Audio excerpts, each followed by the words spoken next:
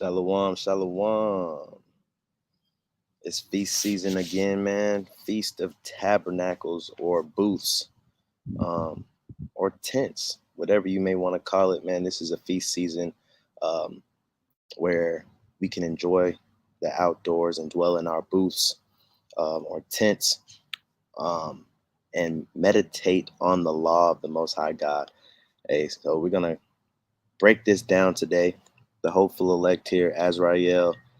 You see my tent behind me, coming from you, coming live. It's only right. Um, so, shalom to the king, Obadiah. He gonna always keep it a buck with you. But Khan, man, we're gonna get into this, man. I want to say shalom to the believers, shalom to the cleavers, and shalom to the 12 tribes scattered abroad. Hoping that everybody's celebrating their tabernacles, whether wherever that falls on your calendar, right? We know we had the blowing of trumpets, then we brought it in with the atonement, and now we're here at Feast of Tabernacles once more. All praise to the Most High, man, for another tabernacles, right? Of course, you know what I'm saying? A lot of us, we want Babylon to burn and we want that new kingdom and that new earth and that new heaven to come. But we got to be thankful that he still gave us grace and mercy to be able to celebrate another Feast of Tabernacles. So without further ado, I want to say all praises to the Most High God of Abraham, Isaac, and Jacob, who sent his son as an instrument of salvation for the nation of Israel. So shalom. All right, now that we got that salute out the way, we're going to get into it. So now we're going to talk about the Feast of Tabernacles, the ins and outs, and we're also going to cover um, Christ, right? A lot of people, they might be like, you don't got to keep the atonement, right? I'm led to believe Christ kept the atonement. So you don't have to keep the Sabbath day. So I'm led to believe Christ kept the Sabbath day. It says he kept the Sabbath day, right? I'm led to believe Christ kept tabernacles, and we're going to get into it, right? So we're going to go over some things, man, get more familiar with this feast day, what we should be doing, what we should be focusing on, and just some, I guess some fun facts in the Bible, right? Feast of Tabernacles, man, let's go. So I got already pulled up John chapter 7. If you didn't know, let me put myself towards the bottom. I like doing that, opening up the screen. So if you didn't know, right, the Feast of Tabernacles is mentioned in the New Testament, right? For all you guys only stick to the Old Testament. That's just the law. No, it's in the New Testament too. And guess who was keeping it? We're finna find out, right? So like it says, John 7 and verse 1. After these things, Jesus, who the world calls Jesus, right? Iesus, Joshua, Yeshua. Some people say Yeshaya. Some people say um, Yeshua or Yahushua. And then the majority of everybody knows him as um, Yahushua, right?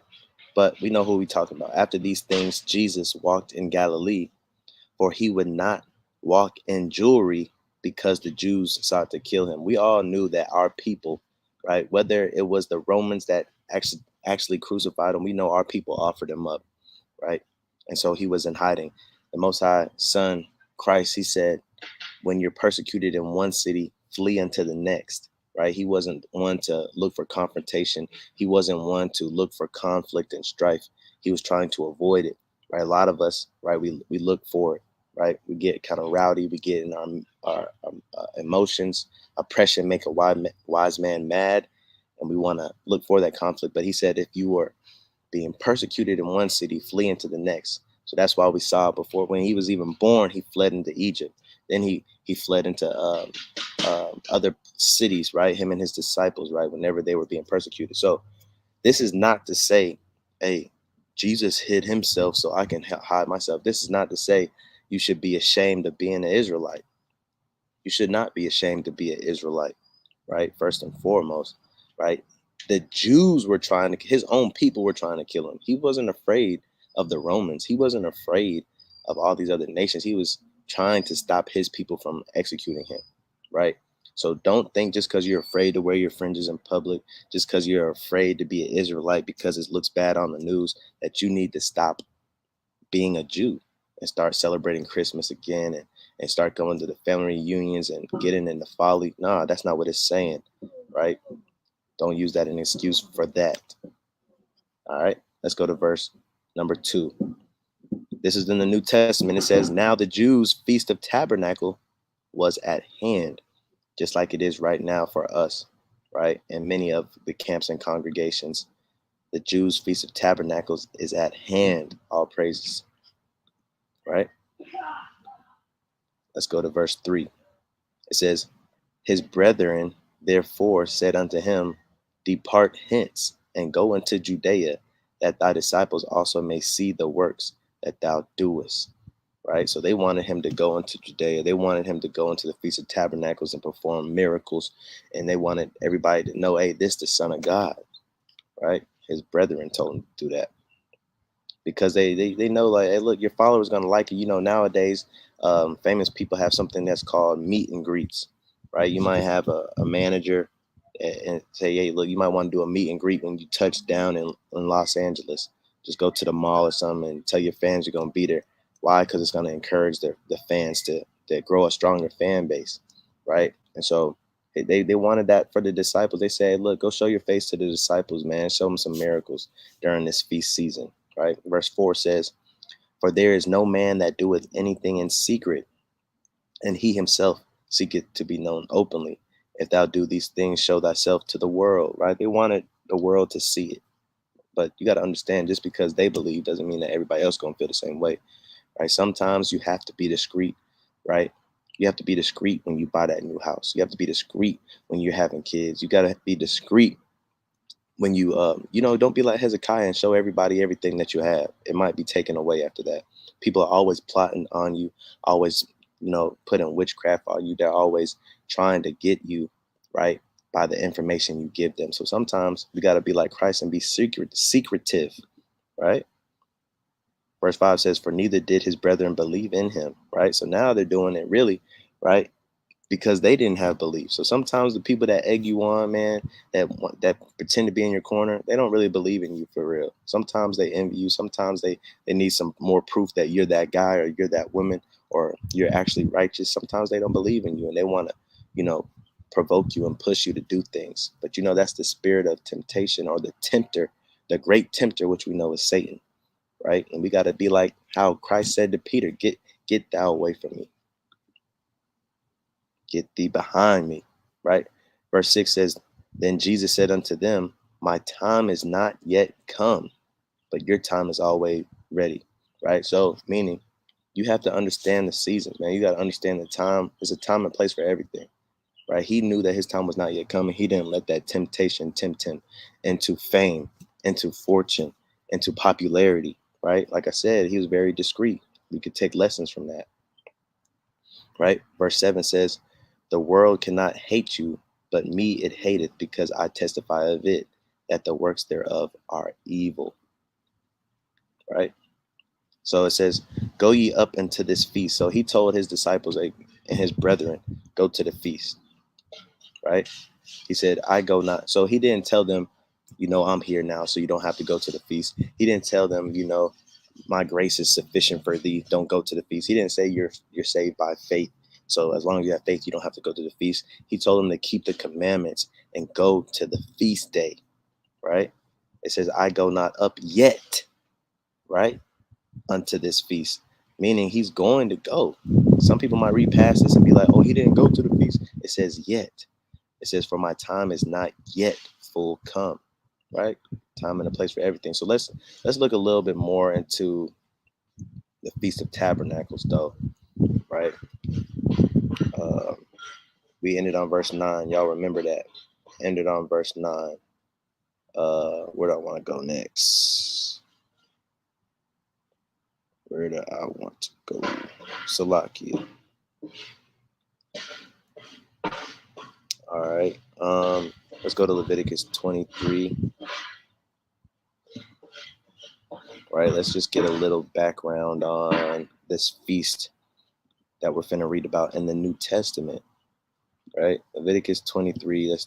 Let's see, 40, 42. Let's see. All right, so check this out. Um,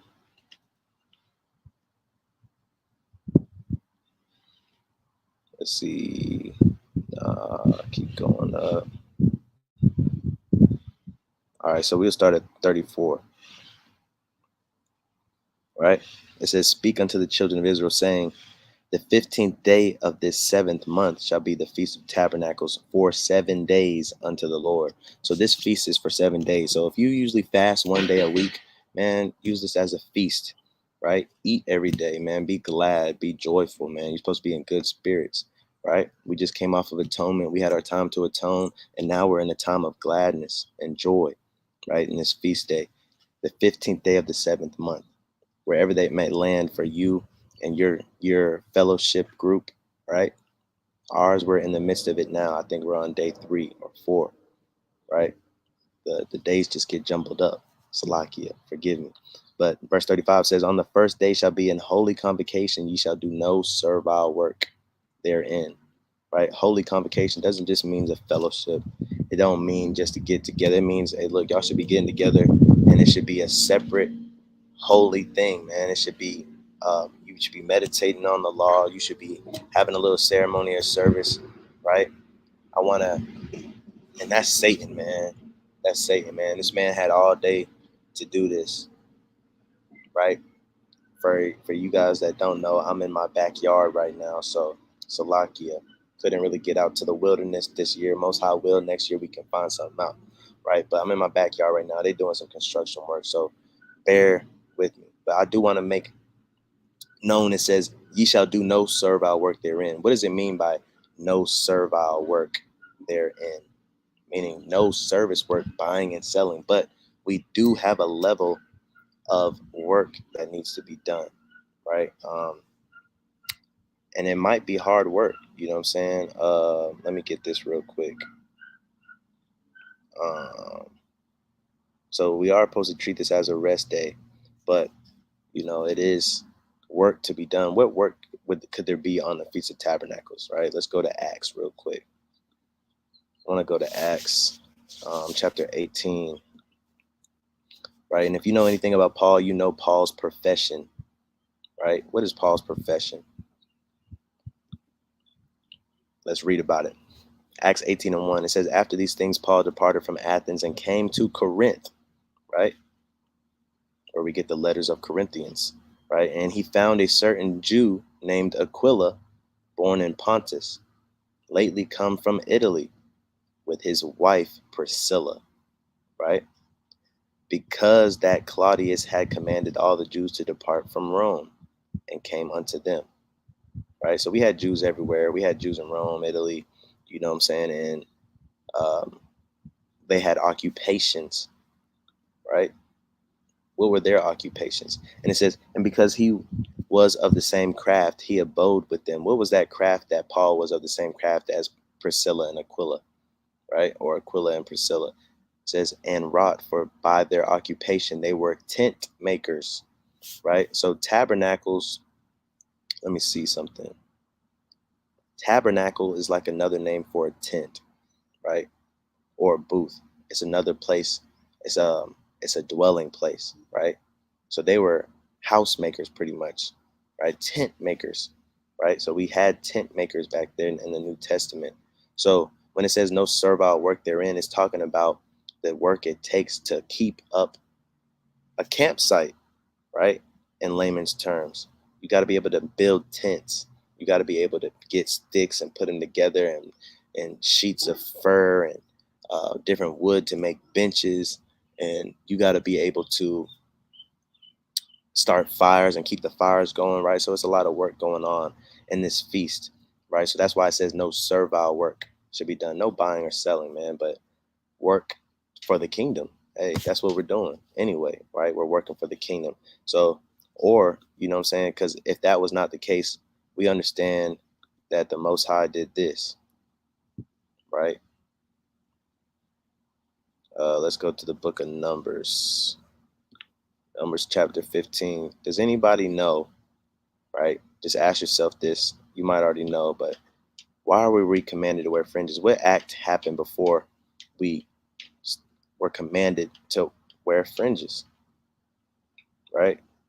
You know, Numbers 15 and 38 is where the fringes are, but what does Numbers 15 and 37 say, right? 36 say, 35 say, right? So let's go up to,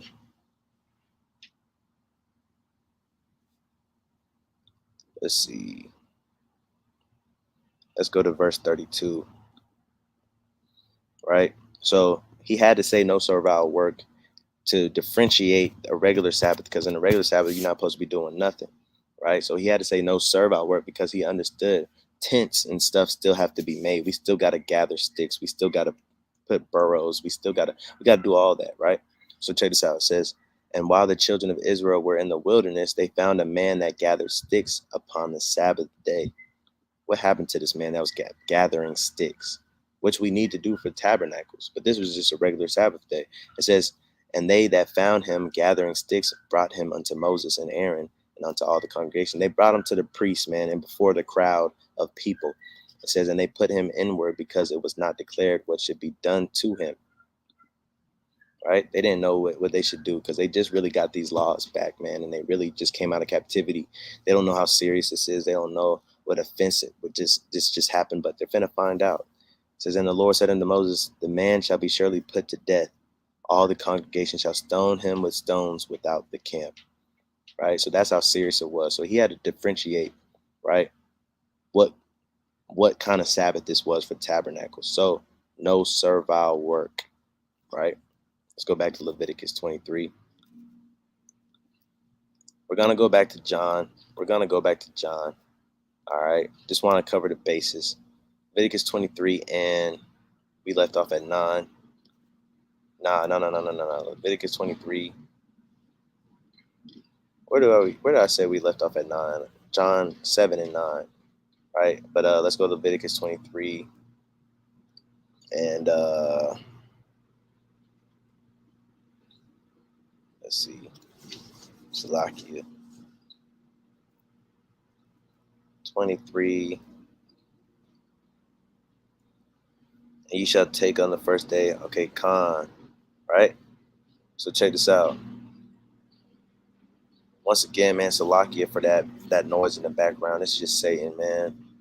First day shall be in holy convocation. You shall do no servile work therein. Right. He was on 35. All right. So check it out. 36 says, 7 days ye shall offer an offering made by fire unto the Lord. On the 8th day shall be an holy convocation. So you have another holy convocation on the 8th day, right? The last day, the 7th day of this feast, right? So I want to make note of this. Keep this in your mind. The last day should supposed to be a holy convocation. Keep that in your mind. But when we go back to John chapter 7, I want to prove to y'all that Christ knew what he was doing and Christ kept these commandments. And he wants you to keep these commandments, right? On the 8th day shall be an holy convocation unto you, and ye shall offer an offering made by fire unto the Lord. And it is a solemn assembly, and ye shall do no servile work therein, right? Because this is the last day, so you might have to pack up all your stuff. You might have to, break down some things. You might have to put some type of work in. So he had to, once again, clarify no servile work, no buying or selling on this day, right? Salakia. I don't know if y'all can still hear me now. It's a lot of noise going on, man. But we're going to stay in the spirit, right? Leviticus 23 and 37.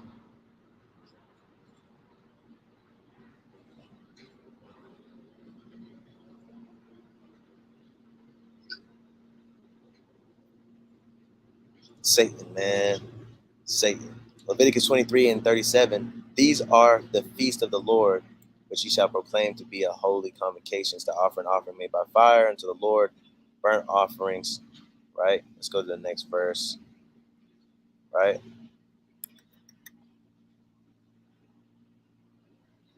Right. So verse 39, it picks back up. It says, also in the 15th day of the 7th month, when ye have gathered in the fruit of the land, ye shall keep a feast unto the Lord 7 days.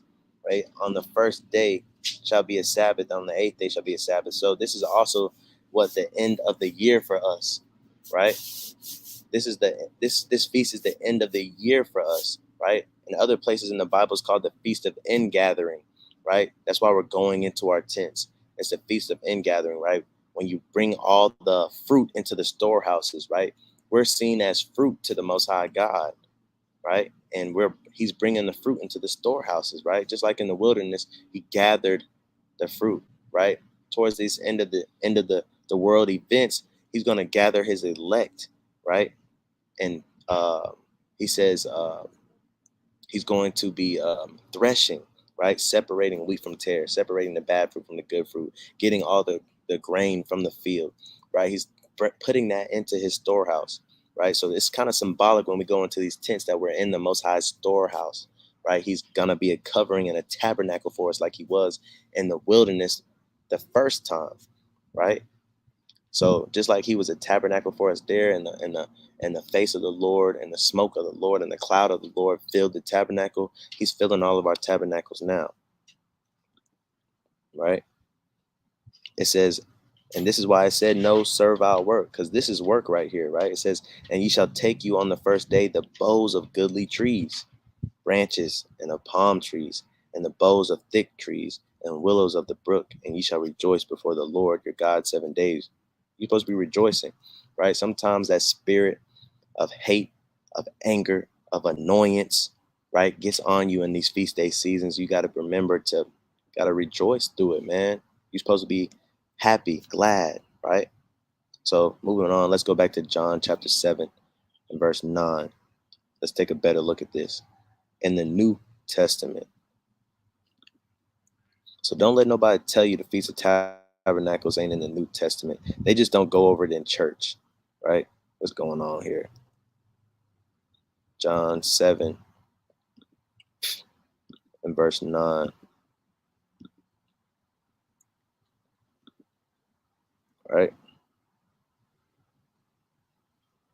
He abode still. So when he had said these words unto them, he told his disciples to go to the feast, but it said he abode still in Galilee. Remember, he kind of in hiding right now. They seeking his life. All right. Christ, he was playing it smart, but let's see what Christ ends up doing, right? It says, but when his brethren were gone up, then went he also up unto the feast. So he was there the first day too, right? Don't get it twisted now. He just was a little lagging, but he was there the first day too. Because why? In the law, it's a holy convocation, right? And he was found faultless and blameless as that spotless lamb. So he was keeping these commandments, man. Nobody could say, oh, you didn't keep the first day of the tabernacles, because he was there. It says then he went also up into the feast, not openly, but as it were in secret, man. He had to hide himself. Why? Because it wasn't his time to die yet. And he didn't know what some crazy Israelite, we got crazy Israelites out here, even today, might do. All right. John 7:11. Then the Jews sought him at the feast and said, where is he? Right. They was looking for him, like, why this man ain't here? Right. Because they're looking to accuse him, because it's the Feast of Tabernacles. It's commanded in the law to keep it. But he was there, though. Right. It says, and there was much murmuring among the people concerning him. For some said, he is a good man. Others said, nay, but he deceiveth the people. Right. So they're going back and forth on this feast day. Right. We have righteous debates on feast days nowadays. Right. Um, Try to keep them righteous, but they were having a debate that was kind of serious. All right. Verse 13 says, howbeit no man spake openly of him for the fear of the Jews. Right. It was all kind of murmurings. Right. Says, now about the midst of the feast, Jesus went up into the temple and taught. So during the feast, that's what it means, in the midst of the feast. It doesn't say them, doesn't mean the middle of the feast, but it just means within the feast, right? So in the law, it tells us, right? Well, let's see how we observe the law, how we observed tabernacles, right? Back then, because it says in the midst of the feast, Jesus went up into the temple and taught, right? Now it doesn't say to teach in the law. It just says to keep tabernacles, right? It doesn't say to keep to go over the book of the law. It just says keep tabernacles. But it says Romans 15:4, things are written for our learning, right? So we have to read the things aforetime, right, to get the learning and the edification on it. So when we go back and read how Nehemiah, Ezra, and when they got the city of Jerusalem back, how they kept the Feast of Tabernacles when they read it in the law, right? We can learn from how they kept it and we can keep it a similar way, right? It says now about the midst of the feast, Jesus went up into the temple and taught, right? So he taught during this feast, right? In the temple, right? How what it's and they said John 7:15, right? He's teaching now, and they said, and the Jews marveled, saying, he knoweth this man letters, having never learned. How knoweth this man letters, having never learned, right? They say he's not a Pharisee. How does he have records of the law? How does he have record of the testimonies of the prophets? How does he have all these letters and these fragments? How does he understand them? Right? So now I want to go to Nehemiah, man. I want to go to Nehemiah. Let's take a look at why Christ is even teaching in the temple. Why is he going over the letters? Why is he going over the law? Right? Because Christ, he know how to keep these commandments to the T. Right? Let's get this real quick. Um, go to Nehemiah chapter 8 and verse 13.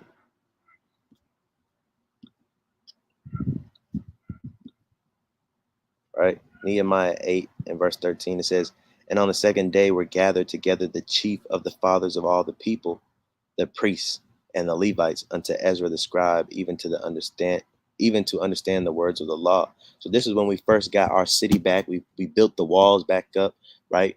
Our town is starting to flow. We got the gates up, right? And everybody is we found the book of the law and we're starting to read through it to become a nation again. That's kind of symbolically what we're doing now, right? We got our book back. We're understanding who the people are. We're understanding our language more. We're understanding how to be a community more. We're understanding these commandments and we're understanding these feast days, right? And so that's why we should be meditating in the law day and night. So they came, right, to understand the law. And what did they come to the understanding of? Verse 14. And they found written in the law which the Lord had commanded by Moses, that the children of Israel should dwell in booths, right? Right here, if you look at this word booths, it's just another word for tabernacle or tent or dwelling, right? An outside dwelling.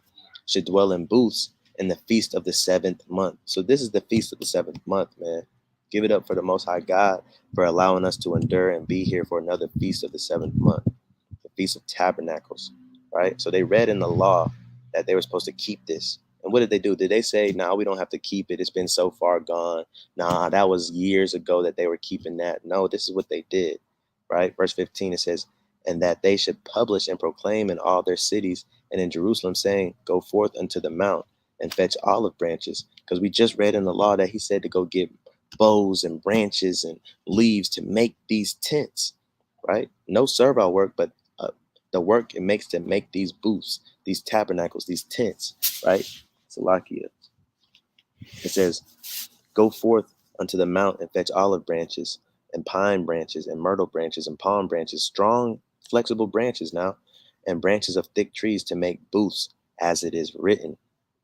That's key right there. It says, as it is written, right? So, as it is written, man, that's how they lived. We can't just be, just doing this thing off of our opinion. We got to read it and do it.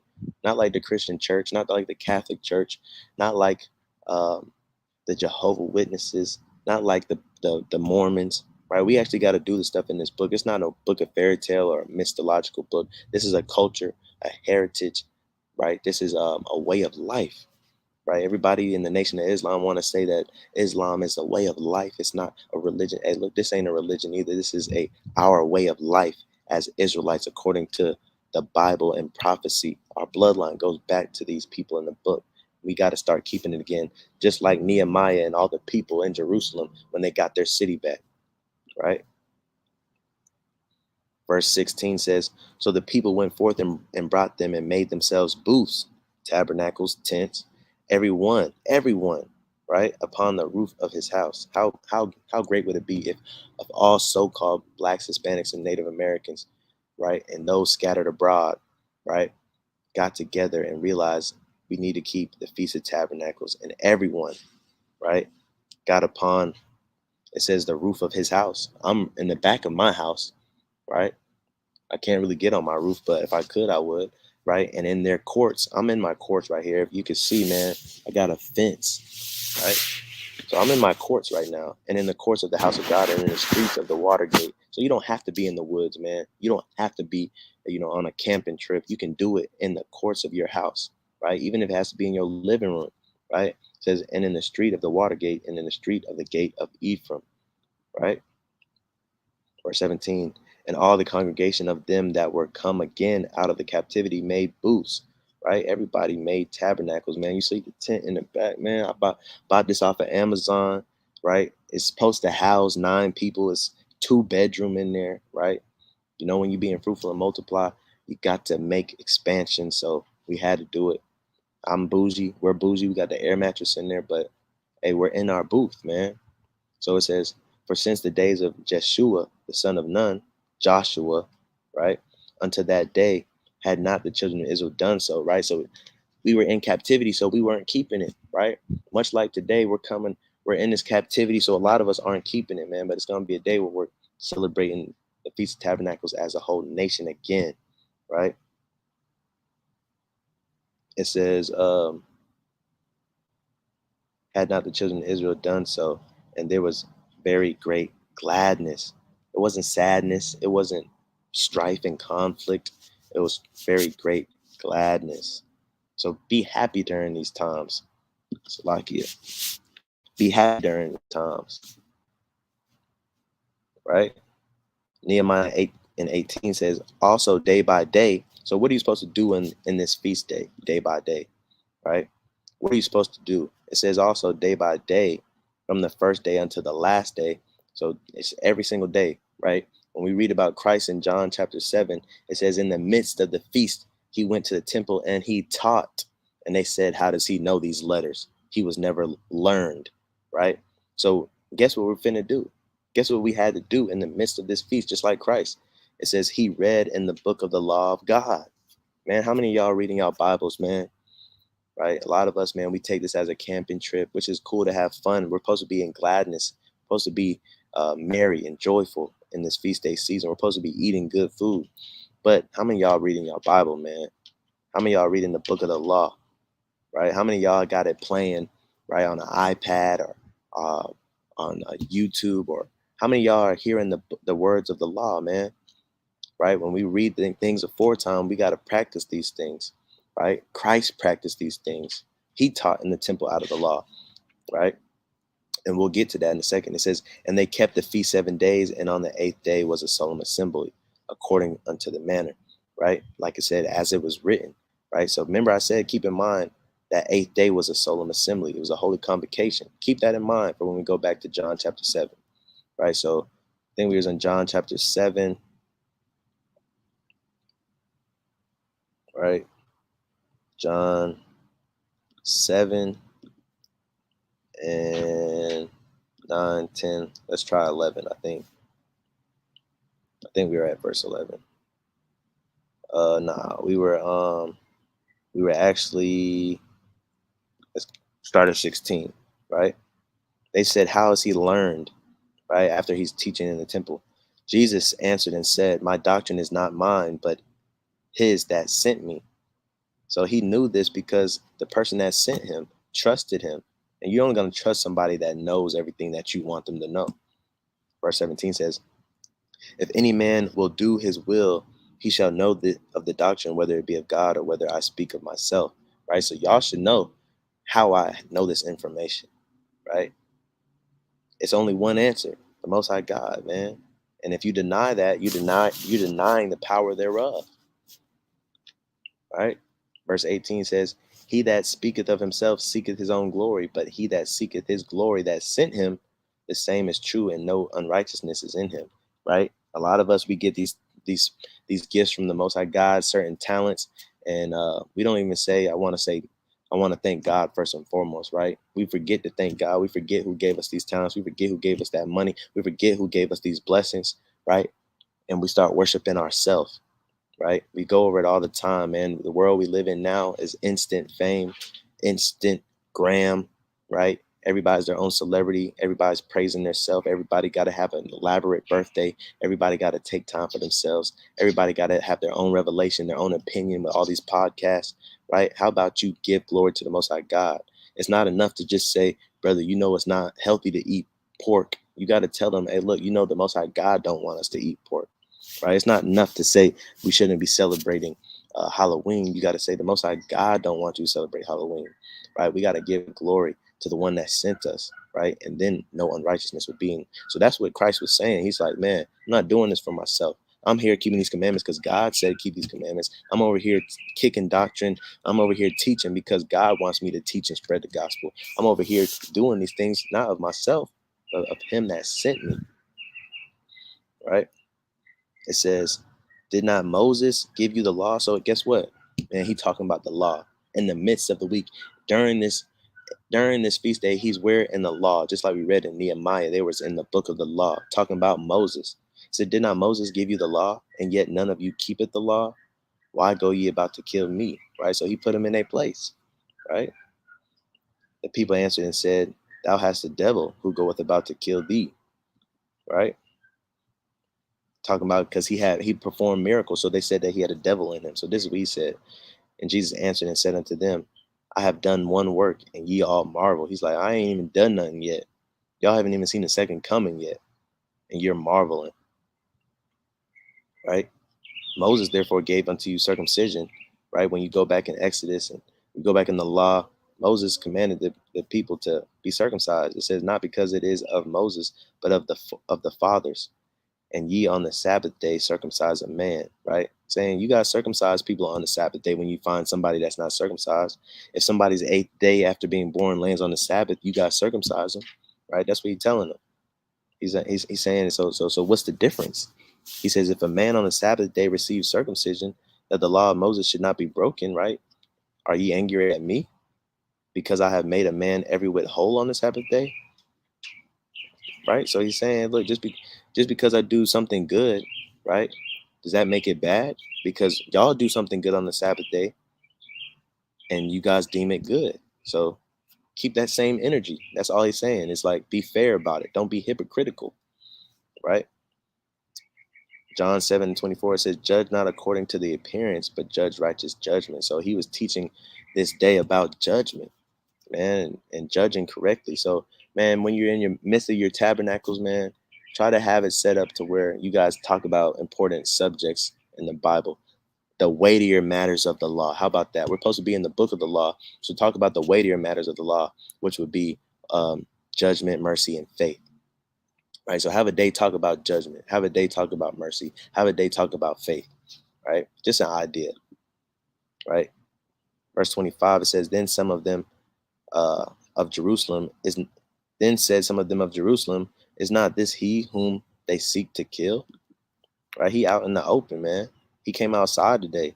Right? It says, but lo, he speaketh boldly, and they say nothing unto him. Right. So he's not NBA young boy, man. He's not trying to hide from the cameras at this point. He stepped outside today, right? He speak boldly. The righteous are bold as a lion, right? And nobody's doing nothing. You know why? Because the hand of God's on that man. And if it be of God, it cannot be overthrown until God wants it to, right? So they're not going to touch that man. It says, do the rulers know indeed that this is the very Christ, right? Howbeit we know this man whence he is, but when Christ cometh, no man knoweth whence he is. They're like, but we saw this man grow up. So he's saying he's Christ, but they said nobody's going to know where he cometh, right? Then cried Jesus in the temple as he taught, saying, ye both know me, and ye know whence I am. And I am not come of myself, but he that sent me is true, whom ye know not. So he pretty much said, stop playing, man. You guys already know there's an unction in your spirit to know. There's an unction in your spirit that tells you who I am, but you guys are denying it, right? I want to skip to the point, man. Uh,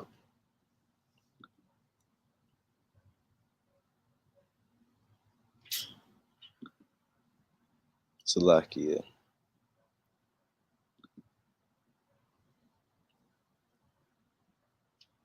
All right, so he was prophesying too, man. Giving dark sayings and parables. Y'all read through John 7, man. Right? I gotta skip down, man.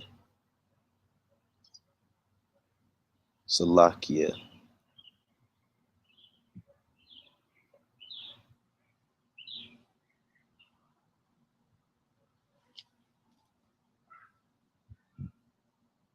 Khan. This is the point. It says, in the last day of the great day of the feast, that the last day, remember I told y'all keep it in mind. Holy convocation. Right? You're supposed to have a holy convocation on your last day. Y'all supposed to be gathered on that last day and meditating and focusing on the end gathering, the gathering of the fruit, right? The gathering of the people, right? The tabernacle of the Most High God, right? It says, in the last day, the great day of the feast, Jesus stood and cried, saying, if any man thirst, let him come unto me and drink. He that believeth on me, as the scripture has said, out of his belly shall flow rivers of living water. So he was converting people, baptizing people by the washing of the word on that last day. He actually gave the last holy convocated lesson on the last day. So he kept the Feast of Tabernacles to the T. So I encourage all you brothers and sisters to keep the Feast of Tabernacles to the T, right? I hope you were edified. I hope this was a good lesson for you guys. Most High will. I'm gonna say Shalom. You guys keep enjoying your Feast of Tabernacles.